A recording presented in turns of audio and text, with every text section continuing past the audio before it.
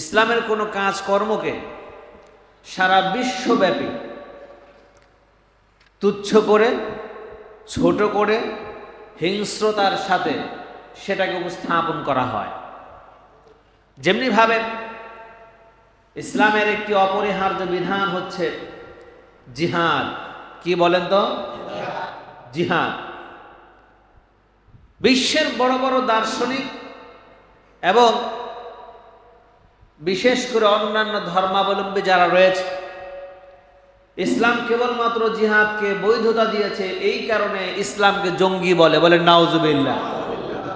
ইসলাম জিহাদকে বৈধতা দিয়েছে, এর জন্য তারা বলে এটা ধর্মের যুদ্ধে লিপ্ত, এটা ভালো হতে পারে না। নাউজুবিল্লাহ বলে।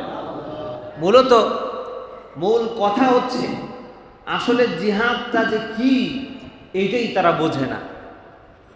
আসলে জিহাদটা কি এটাই তারা বোঝে না। আমরা মুসলমান হয়েও আসলে জিহাদটা যে কি এটি আমরা বুঝি না।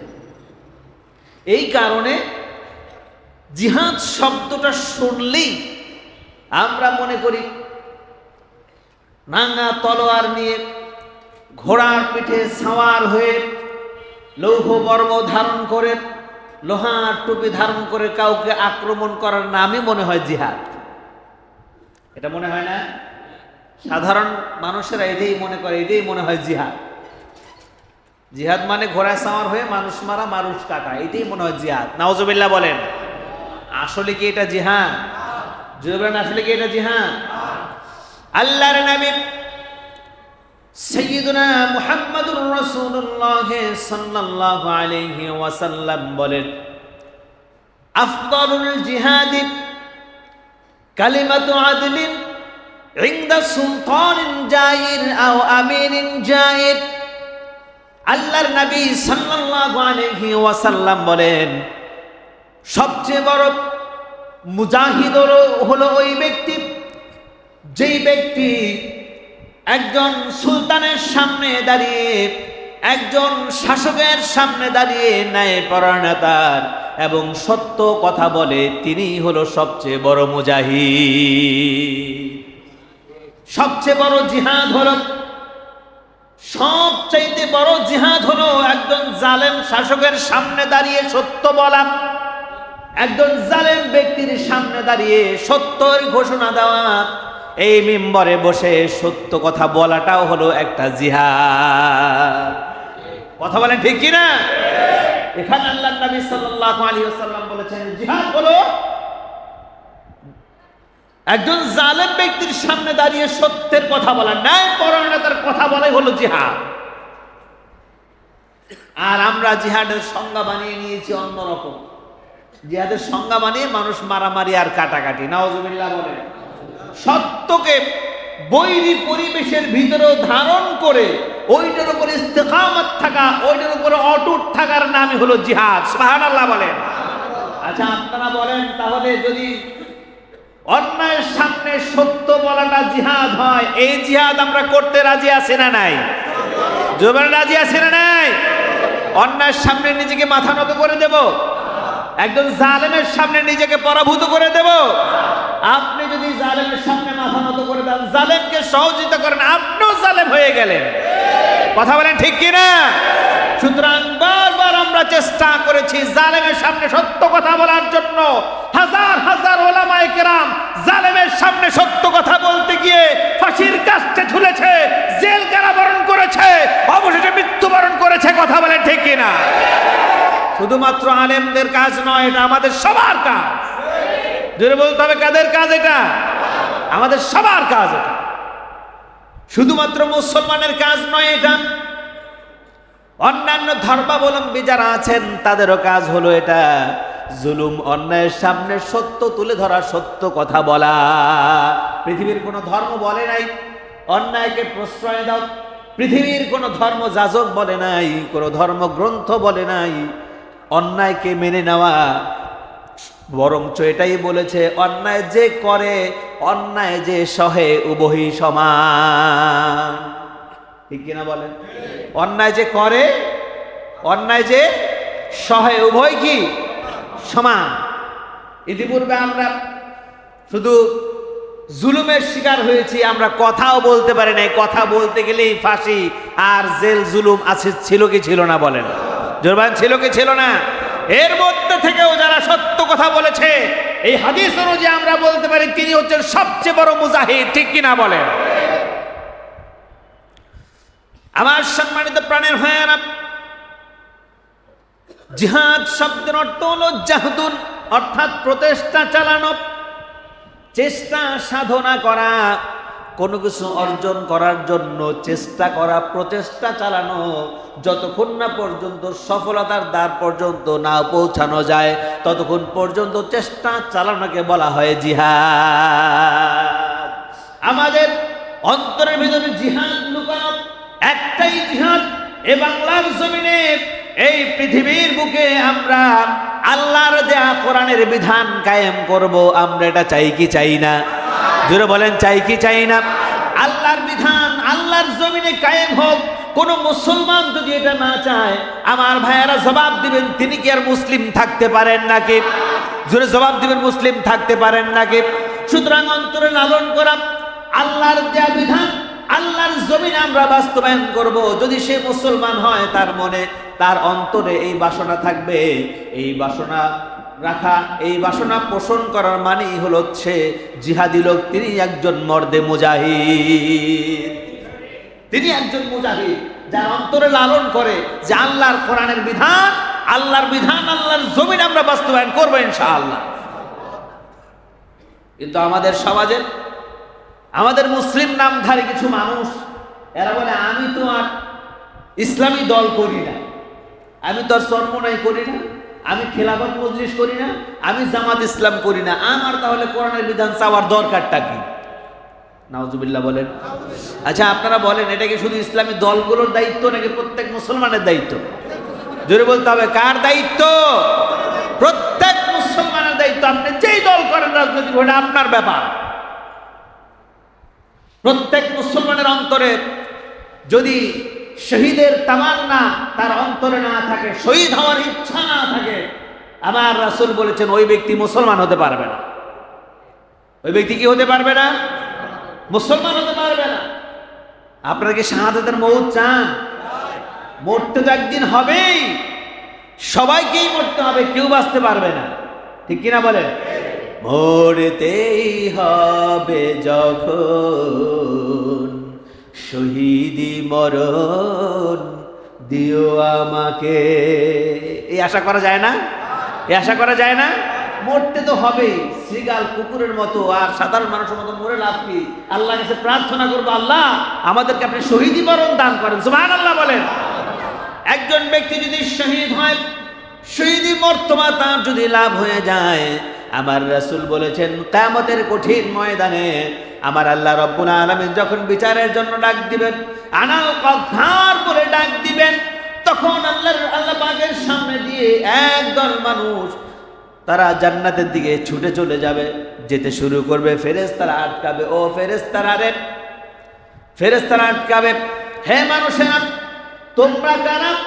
আল্লাহ বিচারের জন্য ডাক দিয়েছে, বিচার কার্যকে উপেক্ষা করে তোমরা কোথায় চলে যাচ্ছ? তারা বলে যে আমরা তো জান্নাতের দিকে যাচ্ছি। সুবহানাল্লাহ বলেন। আমরা তো জান্নাতের দিকে যাচ্ছি। তাদেরকে বলা হবে তোমরা কারা? কেনই বা আল্লাহর কথাকে উপেক্ষা করে তোমরা জান্নাতের দিকে চলে গেছো? আল্লাহ পাক, তারা বলবে আল্লাহ রব্বুল আলামিন আমাদেরকে ঘোষণা করেছেন কিয়ামতের দিনে আমাদের কোনো বিচার নিবেন না, এর জন্য বিচারের সম্মুখীন না হয়ে আমরা জান্নাতের দিকে চলে যাচ্ছি।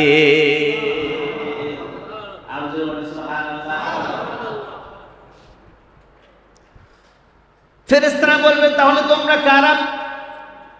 তারা বলবে আমাদের জান মাল দিয়ে দুনিয়াতে আমরা জিহাদ করেছি। সুবহানাল্লাহ বলেন। আমাদের জান, আমাদের মাল দিয়ে এই সমস্ত কিছু ব্যয় করে আমরা দুনিয়াতে জিহাদ করেছি, আল্লাহর সন্তুষ্টি ধারণের জন্য প্রচেষ্টা চালিয়েছি, জালেমের সামনে সত্য কথা বলেছি, জালেমকে ভয় পাই নাই, জালেম শাসকের সামনে সত্য বলার কারণে আমাদেরকে হত্যা করা হয়েছে, আমরা শহীদ। এর জন্য আল্লাহর কথা অনুযায়ী আজকে আমরা কোনো হিসাব দেব না, আজকে আমরা জান্নাতের দিকে চলে যাব। আল্লাহ রাব্বুল আলামিন তাদেরকে ডাক দিবেন, ও শহীদেরা দাঁড়াও, সুবহানাল্লাহ। আল্লাহ পাক ডাক দিবেন, শহীদেরা দাঁড়াও। যখন আল্লাহ রাব্বুল আলামিন শহীদ ব্যক্তিদেরকে ডাক দিবেন, ডাক দেওয়ার সাথে সাথে শহীদের শরীরের ভিতরে যত ক্ষত দাগ আছে, ছুরির আঘাত আছে, বুলেটের আঘাত আছে, মারের আঘাত আছে, এই সমস্ত আঘাত প্রাপ্ত স্থান থেকে রক্তগুলো জর্জর করে জমিনে পড়তে থাকবে। আল্লাহ রাব্বুল আলামিন ফেরেশতাদের ডাক দিবেন, ও ফেরেশতারা, আমার শহীদের রক্তের ফোঁটা যেন জমিনে না পড়ে, তাড়াতাড়ি করে রক্তের ফোঁটা তোমরা ধরো আর তাদেরকে জান্নাতে যাওয়ার সুযোগ দান করে দাও। আল্লাহ রাব্বুল আলামিন বিনা হিসাবে সেই কিয়ামতের কঠিন ময়দানে শহীদদেরকে তিনি জান্নাত দান করে দিবেন। সুতরাং আমার প্রাণের ভাইয়েরা, আমরা সাধারণ মৃত্যু চাই নাকি শহীদি মৃত্যু চাই? জোরে বলতে হবে, কোন মৃত্যু চাই?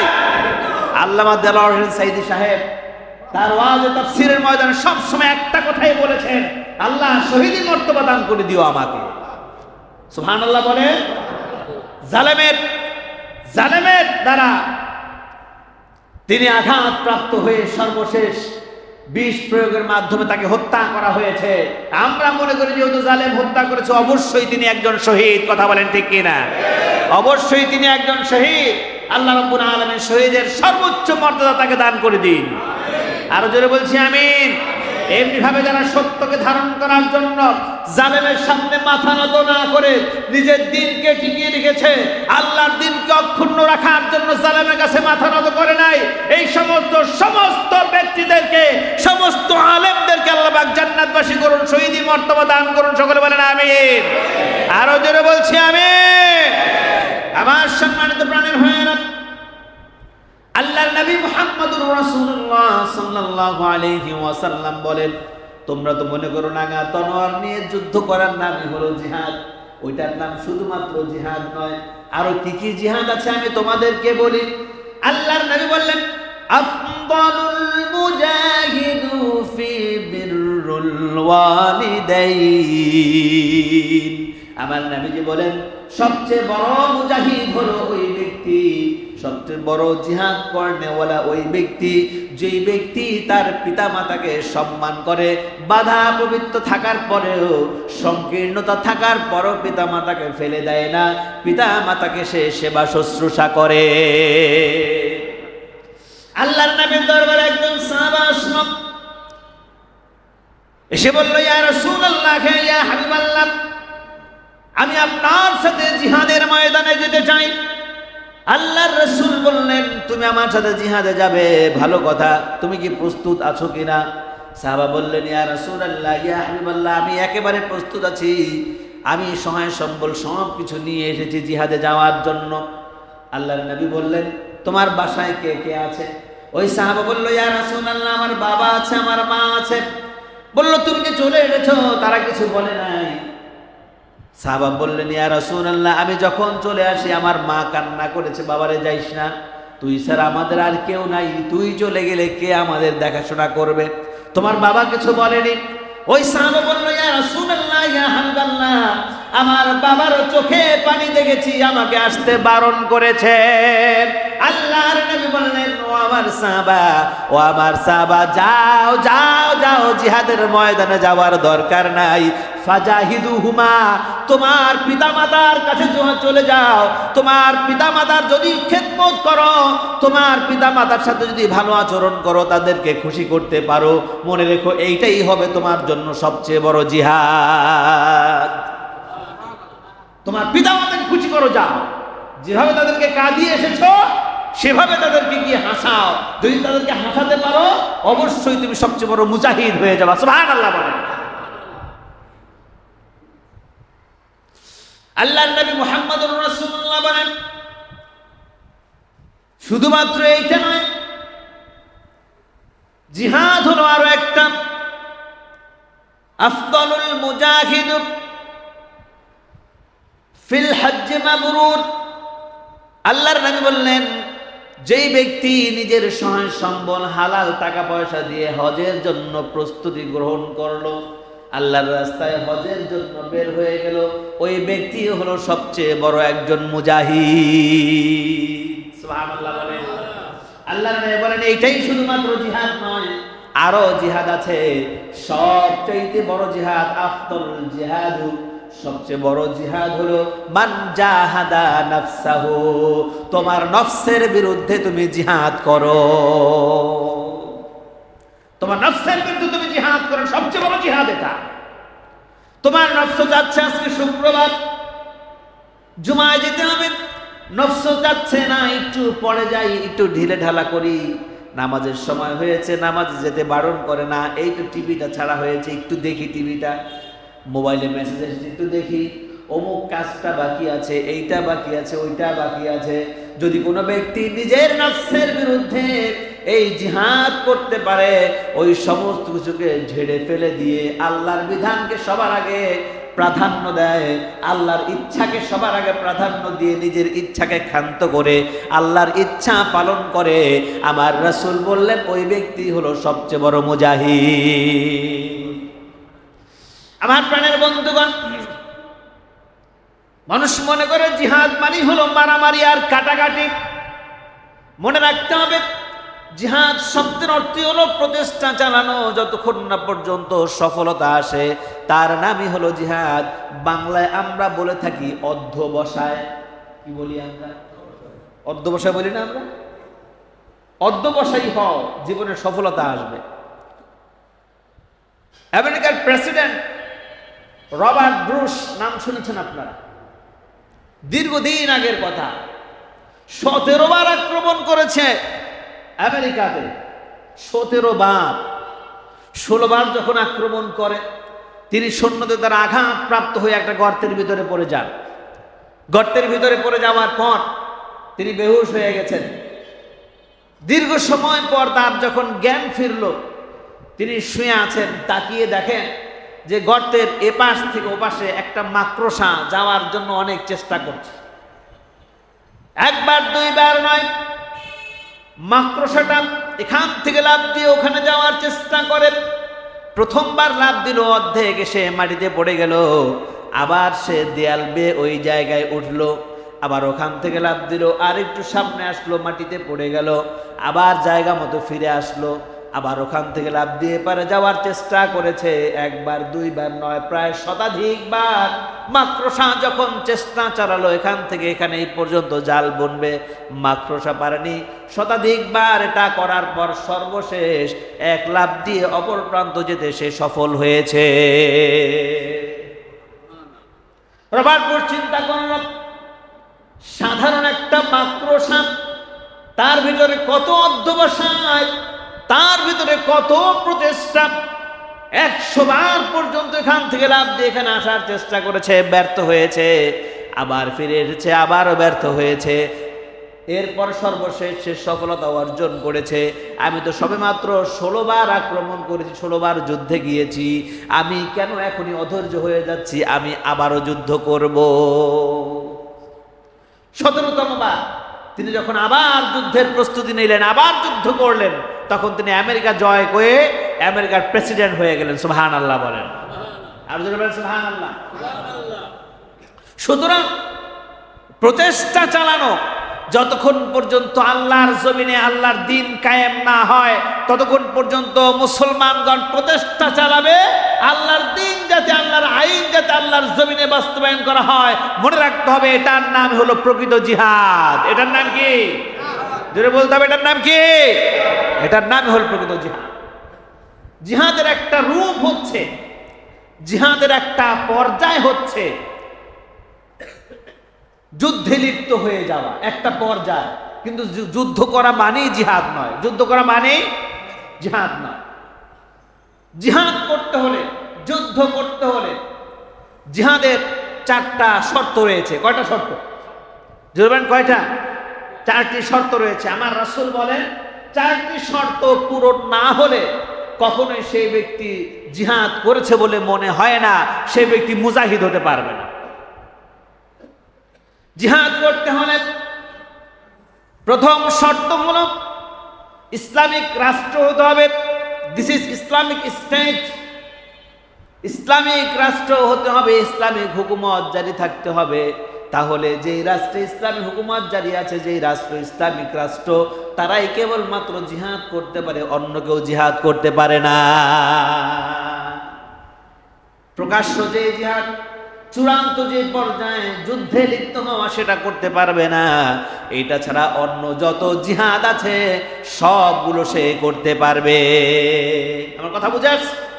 প্রথম হলো ইসলামিক স্টেট হতে হবে। দ্বিতীয় শর্ত হলো কাফেরদের দ্বারা আক্রমণ হতে হবে, আঘাতপ্রাপ্ত হতে হবে। কাফেরদের দ্বারা আঘাতপ্রাপ্ত হতে হবে। তৃতীয় শর্ত হলো জিহাদ করতে হবে সেনাবাহিনীর সাথে সেনাবাহিনী, সেনাবাহিনীর সাথে সেনাবাহিনী, অর্থাৎ অস্ত্রধারীর সাথে অস্ত্রধারী।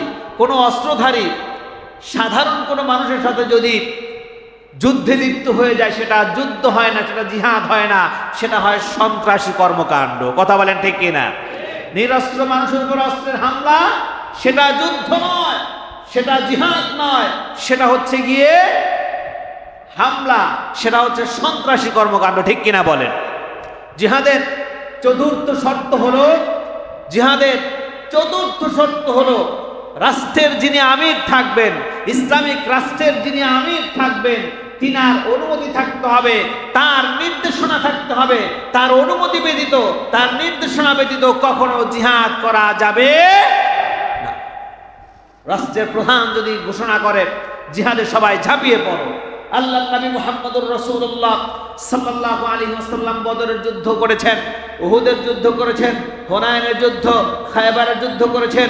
কোন যুদ্ধে কোন মুসলমান আগে কাফেরের গায়ে আক্রমণ করে? কখনো মুসলমানরা আক্রমণ করেনি। যখন মুসলমানরা আঘাতপ্রাপ্ত হয়েছে, আল্লাহর রাসূল সাল্লাল্লাহু আলাইহি ওয়াসাল্লাম মদিনা নামক ইসলামিক শিশু রাষ্ট্র তিনি যখন কায়েম করলেন, কাফেরদের এটা সহ্য হলো না। মক্কাবাসী কাফেররা সহ্য করলো না, আবু জাহেল, উতবা, শাইবা এরা সহ্য করলো না। আল্লাহর রাসূল সাল্লাল্লাহু আলাইহি ওয়াসাল্লামের উপরে বিভিন্ন দিক দিয়ে যুদ্ধ চাপিয়ে দিয়েছে। তখন মুসলমানদের একমাত্র সেটা প্রতিহত করা ছাড়া আর কোনো উপায় ছিল না। সর্বশেষ আল্লাহর রাসূল সাল্লাল্লাহু আলাইহি ওয়াসাল্লাম বললেন, আমার সাহাবারা মদিনাতে কেউ থেকো না, কাফেররা যদি মদিনায় আক্রমণ করে, নারী আছে, শিশু আছে, বৃদ্ধ আছে, ধর্মযাজক আছে, এরা নিহত হবে, এরা আঘাতপ্রাপ্ত হবে, এদের ক্ষতি হবে। সুতরাং আমার সেনাবাহিনী নিয়ে চলো, আমরা সামনে আগায়া যাই। আল্লাহর নবী মুহাম্মদুর রাসূলুল্লাহ রাষ্ট্রের যাতে করে কোনো ক্ষতি না হয়, নারী শিশু যাতে আঘাতপ্রাপ্ত না হয়, বৃদ্ধ আবাল বনিতা যেন আঘাতপ্রাপ্ত না হয়, এর জন্য যুবকদেরকে ডাক দিলেন, ও যুবকেরা রে, কাফেররা আমাদের উপর যুদ্ধ চাপিয়ে দিয়েছে। মক্কা থেকে হাজার খানেক সৈন্যবাহিনী মদিনায় আক্রমণ করার জন্য তারা রওনা হয়ে গিয়েছে। দূতের মাধ্যমে আমি সংবাদ পেয়েছি, ও আমার সাহাবারা, কে কে আছো এই যুদ্ধে অংশগ্রহণ করবা? আমি রাসূল ঘোষণা দিলাম, যারা এই জিহাদে অংশগ্রহণ করবা, যারা নিহত হবা, আল্লাহ তাদেরকে শহীদি মর্তবা দান করে দিবে। সাহাবারা বললেন, ইয়া রাসূলুল্লাহ, ইয়া হাবিবাল্লাহ, আপনি কম্পিত হবেন না, আপনি বিচলিত হবেন না। ইয়া রাসূলুল্লাহ, ইয়া হাবিবাল্লাহ, যতক্ষণ পর্যন্ত আমাদের দেহে রক্ত আছে, সামান্য পরিমাণ ঠোঁটও যতক্ষণ পর্যন্ত আমরা নাড়াতে পারবো, ততক্ষণ পর্যন্ত আপনার কাছ থেকে আমরা পিছপা হয়ে যাব না। আমাদেরকে আপনার সাথেই পাবেন ইয়া রাসূলুল্লাহ। আল্লাহর নবী বললেন, তাহলে চলো। ওরা যদি মদিনায় আক্রমণ করে, মদিনাতে নারী শিশু আছে, আবার বৃদ্ধ বনিতা আছে, অসুস্থ মানুষ আছে, অন্যান্য মানুষ আছে, এই সমস্ত মানুষগুলো আঘাতপ্রাপ্ত হবে, মদিনায় যাতে আক্রমণ করতে না পারে, আমরা চলো তাদের পথ রোধ করে গিয়ে। আল্লাহর নবী সাল্লাল্লাহু আলাইহি ওয়াসাল্লাম 313 জনের বাহিনী নিয়ে সামনে এগিয়ে গেলেন। বদর নামক প্রান্তরে গিয়ে তাদের দ্বারা বাধাপ্রাপ্ত হলেন দুই দিকে দুই দল।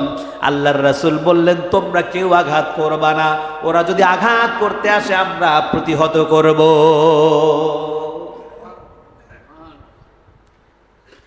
নবীজিকে প্রস্তাব দেওয়া হলো, তোমরা চলে যাও, আমরা সৈন্যবাহিনী বিশাল, 1000 সৈন্যবাহিনী অস্ত্র সজ্জে সজ্জিত, লৌহ বর্ম ধারণকৃত আমাদের সব যোদ্ধারা, এদের কাছে তোমরা নিশ্চিহ্ন হয়ে যাবা, তোমরা চলে যাও।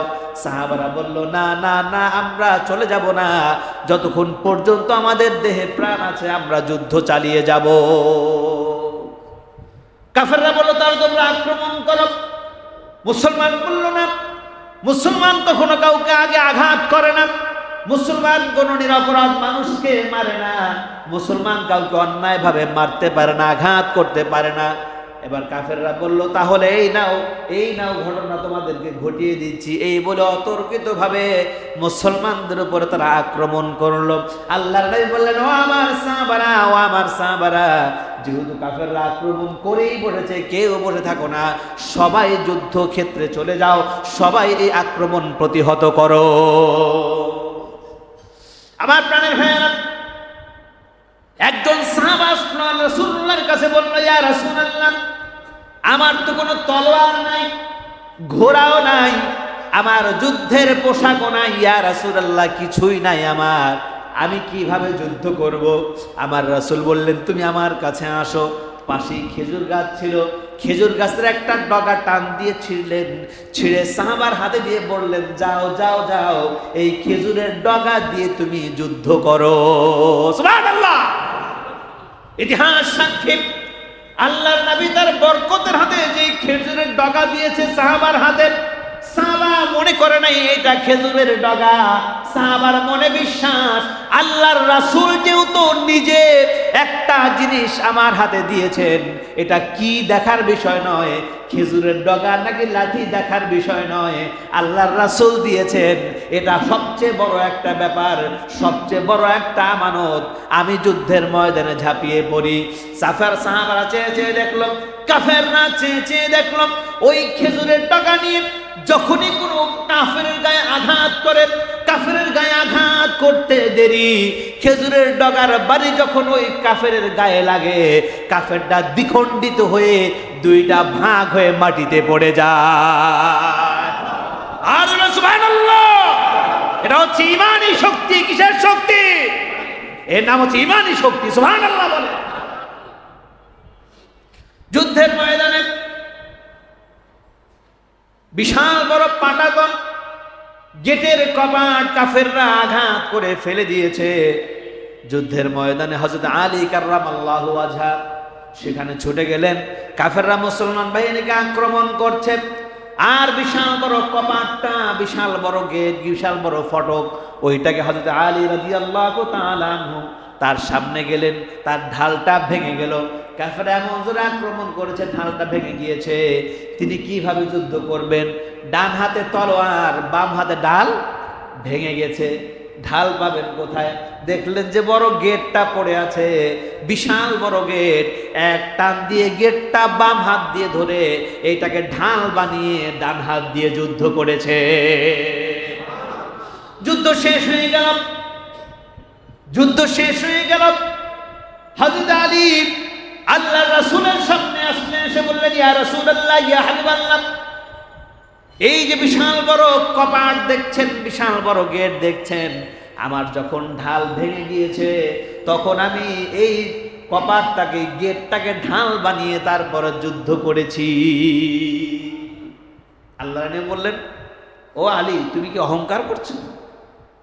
তুমি কি অহংকার করছো?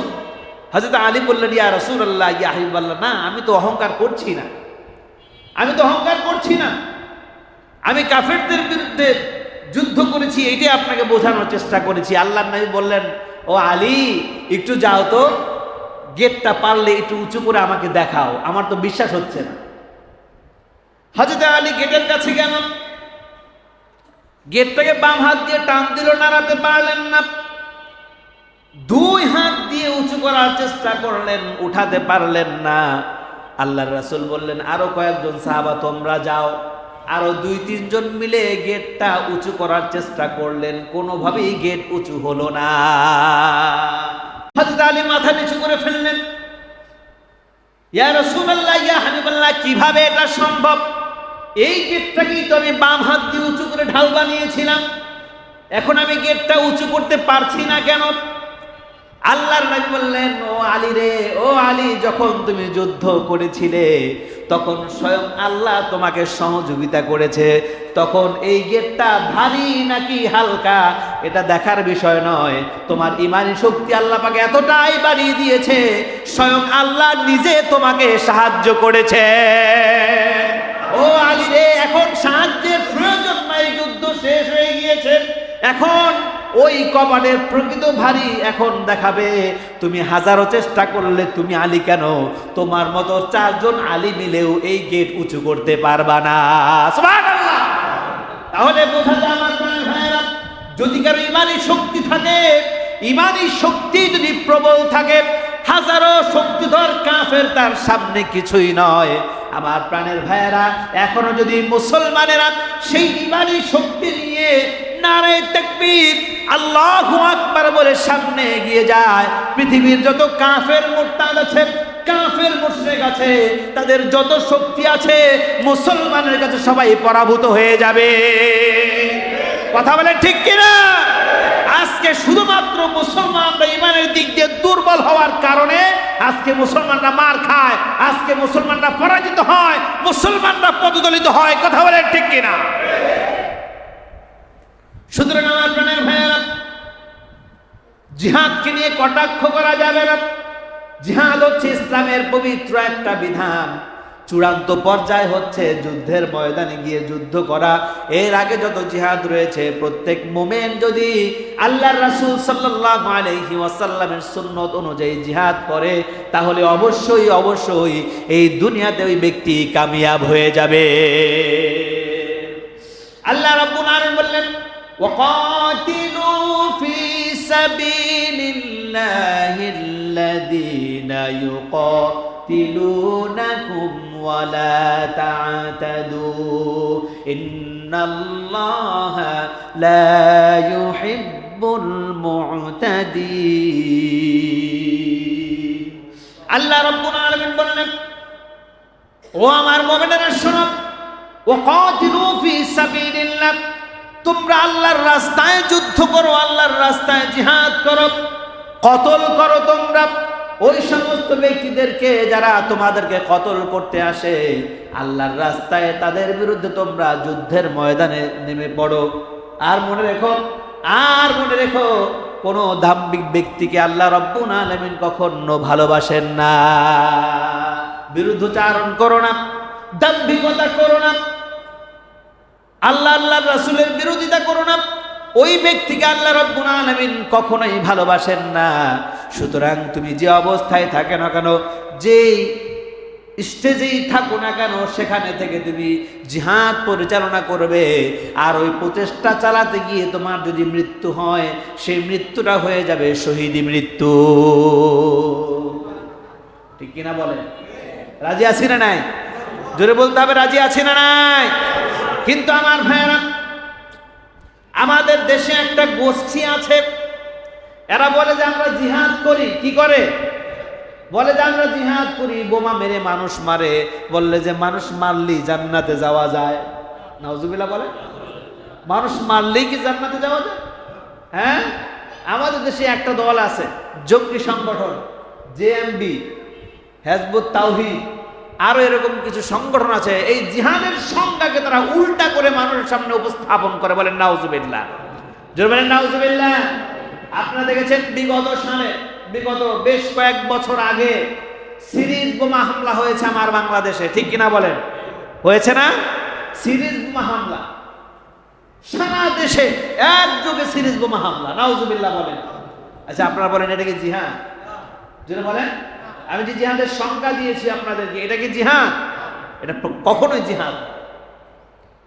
জিহাদ করতে হবে, যুদ্ধের ময়দানে যেতে হবে, সেনাবাহিনীর সাথে সেনাবাহিনী, অস্ত্রধারীর সাথে অস্ত্রধারী, লাঠিওয়ালার সাথে লাঠিওয়ালা। ঠিক কিনা বলেন? একজন হাতে লাঠি আছে, একজন হাতে লাঠি নাই, জিহাদ হবে না। কোন নিরস্ত্র মানুষকে হত্যা করা যাবে না, তাদের উপর আক্রমণ করা যাবে না, কোন কওমের উপর আক্রমণ করা যাবে না, কোন নিরাপদ ব্যক্তির উপর আক্রমণ করা যাবে না, কোন নারীকে মারা যাবে না, কোন শিশুকে মারা যাবে না, কোন বৃদ্ধকে মারা যাবে না, কোন ধর্মযাজককে মারা যাবে না, কোন আলেমকে মারা যাবে না, কোন অসহায় ব্যক্তির গায়ে আক্রমণ করা যাবে না। এর নামই হলো জিহাদ। কিন্তু সিরিজ বোমা হামলা করার পর যে জঙ্গিরা ধরা পড়েছে, এই জঙ্গিদেরকে জিজ্ঞাসা করা হয়েছে কি বাবা তোমরা এটা করলে কেন?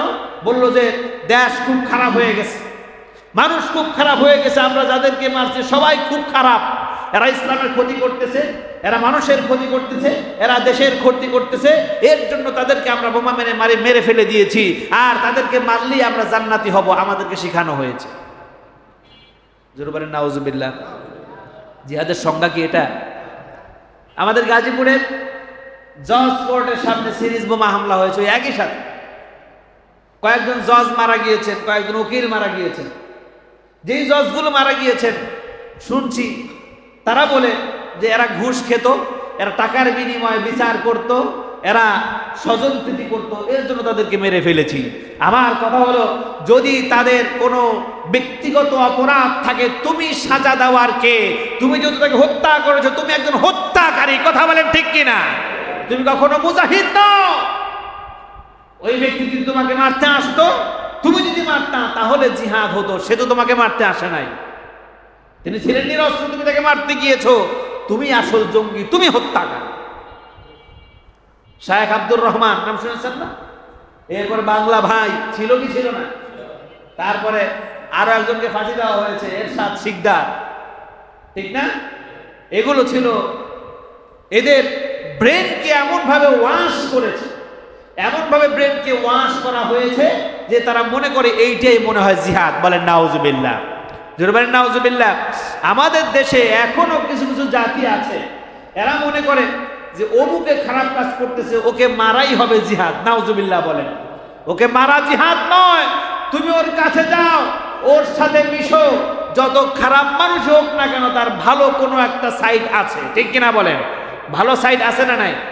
ভালো কোনো একটা দিক অবশ্যই আছে, তার সাথে মিশো, তার সাথে মিশে এরপর তার ভালো দিকটা তুমি ফাইন্ড আউট করো, খুঁজে বের করো, এরপর সেই পথ ধরে তাকে বোঝানোর চেষ্টা করো।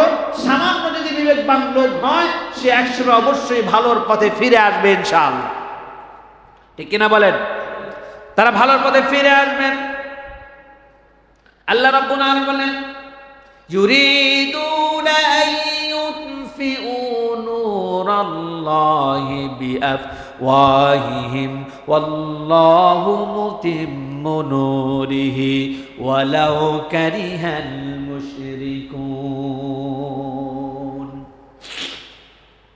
এই সমস্ত ব্যক্তি ব্যতীত কিছু কিছু মানুষেরা আছেন, এরা আল্লাহর বিধানকে, আল্লাহর আইনকে, এই নূরকে, এই ইসলামকে বাতির মতো করে, কুফি বাতির মতো করে এক ফু দিয়ে তারা নিভিয়ে দিতে চায়। বলেন নাউজুবিল্লাহ।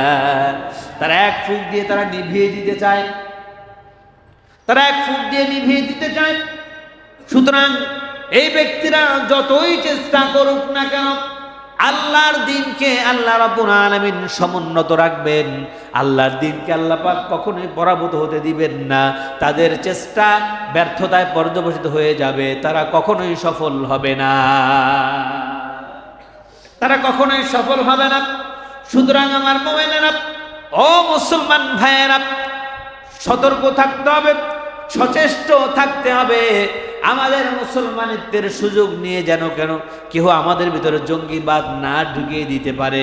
সুতরাং জঙ্গিবাদ ইসলাম কখনো সাপোর্ট করে না, সন্ত্রাসবাদ ইসলাম কখনো সাপোর্ট করে না। আমার প্রাণের ভাইয়েরা, আমাদের দেশের কিছু মানুষ সন্ত্রাসবাদ আর জিহাদকে তারা এক বানিয়ে ফেলেছে। নাউজুবিল্লাহ বলেন। আপনারা বলেন জিহাদ কি সন্ত্রাস নাকি? এতক্ষণ যে আলোচনা হলো, আপনারা কি বলছেন? জিহাদ কি সন্ত্রাস? যেটা বলে সন্ত্রাসী কর্মকাণ্ড হচ্ছে অযোধ্যায় যুদ্ধ চাপিয়ে দেওয়া, নিরপরাধ মানুষকে হত্যা করা, নিরপরাধ মানুষের উপরে, গোষ্ঠীর উপর আক্রমণ করা, নিরস্ত্র মানুষের উপর আক্রমণ করা, এগুলি হচ্ছে সন্ত্রাসবাদ, এগুলো কি সন্ত্রাসবাদ। আর জিহাদ হচ্ছে প্রচেষ্টা চালানো, যতক্ষণ না পর্যন্ত আল্লাহর দিন আল্লাহর জমিনে বাস্তবায়ন না হয়, সেটা যে কোনো ওয়েতে হোক, যে কোনো ভাবেই হোক, কৌশলগতভাবে সামনে এগিয়ে যেতে হবে। মনের ভিতরে বড় আশা, আল্লাহ তোমার দিন যেন দুনিয়ায় বাস্তবায়ন করতে পারি, তবে অন্যায়ভাবে কোনো কাজ করা যাবে, অন্যায়ভাবে কোনো কাজ করা যাবে না। আল্লাহর নবী মুহাম্মদুর রাসূলুল্লাহ সাল্লাল্লাহু আলাইহি ওয়াসাল্লাম বললেন, যদি কোনো ব্যক্তি অতর্কিতভাবে কোনো জাতির উপর আক্রমণ করে, এরাই হচ্ছে সবচেয়ে বড় সন্ত্রাসী বাহিনী। এরা কারা? সন্ত্রাসী বাহিনী এরা। আবু জেহেল যেভাবে অতর্কিতভাবে হামলা করেছিল, আমাদের দেশেও একটা বাহিনী ছিল, এরা অতর্কিতভাবে ইসলামী দলগুলোর উপর আক্রমণ করেছে। কথা বলেন ঠিক কিনা? জোরে বলেন ঠিক কিনা? মাদ্রাসায় কোরবানি করার জন্য যে ছুরি রাখা হয়, ওই মাদ্রাসাগুলোকে ভিজিট করে মাদ্রাসাগুলোতে রেড অ্যালার্ট দিয়ে ওই ছুরিগুলো বের করে এনে এরপর বলা হয়েছে মাদ্রাসার ছাত্র নাকি জঙ্গি। জোরে বলেন নাউজুবিল্লাহ। আর জোরে বলেন নাউজুবিল্লাহ। আমাদের মাদ্রাসা ইসলামী হাফিজিয়া মাদ্রাসা, এখানে তো ছুরি আছে।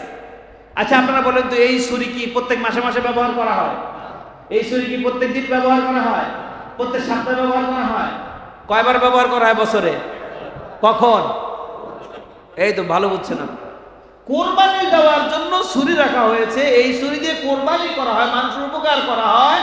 আর সেই গুন্ডা বাহিনী, জঙ্গি বাহিনী, ওই সন্ত্রাস বাহিনী মাদ্রাসা আক্রমণ করেছে, মাদ্রাসার ছাত্র নাকি জঙ্গি, মাদ্রাসার ছাত্র নাকি জিহাদের নামে ছুরি লালন করে। বলেন নাউজুবিল্লাহ। আর জোরে বলতে হবে নাউজুবিল্লাহ। সুতরাং এই ধরনের কর্মকাণ্ড যারা করেছে, প্রকাশ্যভাবে বাংলার জমিনে কারা সন্ত্রাসী প্রমাণ হয়ে গিয়েছে। আজকে তারা নাস্তানাবুদ হয়ে যাচ্ছে, আজকে তারা দাঁড়াতেও পারছে না। কথা বলেন ঠিক কিনা? আর জোরে বলেন ঠিক কিনা? আমার প্রাণের ভাইয়েরা, আমার প্রাণের বন্ধুগণ, আমার দেশের অজস্র কওমি মাদ্রাসা রয়েছে, আলিয়া মাদ্রাসা রয়েছে। সব মাদ্রাসায় কিছু না কিছু ছুরি থাকে, ঠিক কিনা বলেন? এই ছুরি আর বিশ্ববিদ্যালয়ের হলগুলোতে যেই ছুরি পাওয়া যায়, দুই ছুরির কাজ এক নাকি? জোরে বলেন। যখন 5 আগস্টের পরে এই সন্ত্রাসীগুলো ধরা পড়লো, প্রত্যেকের হলরুম থেকে কি কি পাওয়া গেছে? ফুলের মালা পাওয়া গেছে। হ্যাঁ, কি পাওয়া গেছে? বড় বড় ছুরি। এটা যে মানে কোরবানি করে নাকি? কোরবানি করে না। তারপরে পিস্তল, রিভলভার, ইয়ার গান, শর্ট গান, আহারে কত বড় বড় ফুলের মালা না? আউযুবিল্লাহি মিন যালিক। আশ্চর্য লাগে আমার কাছে এইটা। এত বড় বড় বিশ্ববিদ্যালয় হলগুলোতে যেখানে অজস্র অস্ত্রের ঝনঝনানি, তাদেরকে কখনো জঙ্গি বলা হয় নাই, তাদেরকে কখনো সন্ত্রাসী বলা হয় নাই। মাদ্রাসার ছাত্ররা কোরবানির দিন কোরবানি করে, এখানে সেই ছুরি পেয়ে মাদ্রাসার ছাত্রদেরকে বানিয়ে দেওয়া হয়েছে সন্ত্রাসী, মাদ্রাসার ছাত্রদেরকে বানিয়ে দেওয়া হয়েছে গুন্ডা, মাদ্রাসার ছাত্রদেরকে বানিয়ে দেওয়া হয়েছে জঙ্গি। কথা বলেন ঠিক কিনা? কথা বলেন ঠিক কিনা? তারা উল্টো পথে হাঁটার চেষ্টা করেছিল। ওমা রমাইতিস রমাইতা ওয়ালাকিন্নাল্লাহ রামা। আল্লাহ রাব্বুল আলামিন বলেন, আল্লাহর যে কৌশল, আল্লাহর কৌশলের কাছে তোমাদের কৌশল কিছুই না। ঠিক কিনা বলেন? তারা নিজের কাছে অস্ত্র পিস্তল এগুলো জমা রেখে মাদ্রাসার ছাত্রদেরকে বানাতে চেয়েছিল জঙ্গি, মাদ্রাসার ছাত্রদেরকে বানাতে চেয়েছিল গুন্ডা, মাদ্রাসার ছাত্রদেরকে বানাতে চেয়েছিল সন্ত্রাসী। আজকে দেখেন তারা নিজেরাই সন্ত্রাসীতে পরিণত হয়ে গিয়েছে। কথা বলেন ঠিক কিনা? সুতরাং মান জাদ্দা ওয়াজাদা। আল্লাহ রাসূলের একটা হাদিস, আল্লাহ রাসূল বলেন মান জাদ্দা ওয়াজাদা, যেমন কর্ম তেমন ফল। ইংলিশে বলে tit for tat. Tit for tat, যেমন কর্ম তেমন ফল। তোমরা যেমনটা করেছো আজকে তেমনটাই তোমাদের এটা হয়েছে। এখনো যদি শিক্ষা না হয়, এখনো যদি ভালো না হও, ভালো হওয়ার আর সুযোগ নাই। কথা বলেন ঠিক কিনা? আল্লাহ তাআলা সবাইকে ভালো হওয়ার তৌফিক দান করেন। আরো জোরে বলছি আমিন। আল্লাহ তাআলা সবাইকে ভালো হওয়ার তৌফিক দান করেন। আমার প্রাণের ভাইয়েরা, একটা সুসংবাদ দেই, বলবো? সুসংবাদ হচ্ছে আলহামদুলিল্লাহ, গত সপ্তাহে আমাদের ইসলামিয়া হাফিজিয়া মাদ্রাসায় 2 জন ছাত্র হাফেজ হয়েছে। আলহামদুলিল্লাহ, জোরে না আসতে? যেমনে বললেন মনে হয় বেজার হয়ে গেছে। বেজার হয়েছেন? খুশি হয়েছেন কি? হাত তুলেন দেখি। নারায়ে তাকবীর। আল্লাহ যেন কবুল করেন। এখানে যারা আছেন, কার কার ছেলে এই মাদ্রাসায় পড়ে একটু হাত তুলেন দেখি। 1 জন, 2 জন, 3 জন, আরো আছে না, উপরে থাকতে পারে। তো আমি আশা করব যারা মাদ্রাসা পড়ানোর ইচ্ছুক আমাদের এখানে দিবেন ইনশাআল্লাহ। এখন পড়াশোনা ভালো হচ্ছে, আল্লাহ যেন কবুল করেন, জোরে বলেন আমিন। আমাদের ছাত্ররা আলহামদুলিল্লাহ ভালো পড়ছে। দুজন ছাত্র গত সপ্তাহে সবক শেষ করেছে, হাফেজ হয়েছে। ইনশাআল্লাহ আমাদের সামনে মাহফিলের পরিকল্পনা চলছে। মাহফিল যদি আমরা করতে পারি যথাসময়, ইনশাআল্লাহ সেখানে সুনামের সাথে সংবর্ধনা দিয়ে তাদেরকে আমরা সম্মানিত করব ইনশাআল্লাহ। সকলে বলি ইনশাআল্লাহ। মাহফিল হলে আপনারা কি সবাই সহযোগিতা করবেন? সহযোগিতা করবেন না? কে কে হাত তুললেন দেখি। মাশাআল্লাহ, অনেক সচেতন মানুষ। সবাই করবেন সহযোগিতা, আল্লাহ যেন কবুল করেন, জোরে বলেন আমিন। আর একটা কথা, আজকে আসলে মাগরিবের পরে যে তাফসীর করতাম আমরা, আজকে আমরা বড় একটা প্রোগ্রাম থাকার কারণে আজকে আমি থাকতে পারবো না। আজকে জুমা পড়িয়ে চলে যাবো ইনশাআল্লাহ। যেহেতু শীতের সিজন এসে পড়েছে, মাহফিলের সিজন এসে পড়েছে, বিভিন্ন জেলায় বিভিন্ন জায়গায় মাহফিল, আমি চলে যাব। আজকে গাজীপুরে মাহফিল, আগামীকালকে আবার সেই পাবনা চলে যাব। এই প্রতিদিনই প্রায় সফর। আমার জন্য দোয়া করবেন, আল্লাহ পাক যেন সফরকালীন সময় আমাকে সুস্থ রাখেন। কোরআনের কথাগুলো যেন অকপটে সুস্থতার সাথে আল্লাহ পাক বলার তৌফিক দান করেন। কোরআনের রাইট মেসেজগুলো মানুষের কানে পৌঁছে দেওয়ার তৌফিক দান করেন। আমিন। ওয়া আখিরু দাওয়ানা আনিল হামদুলিল্লাহি রাব্বিল আলামিন।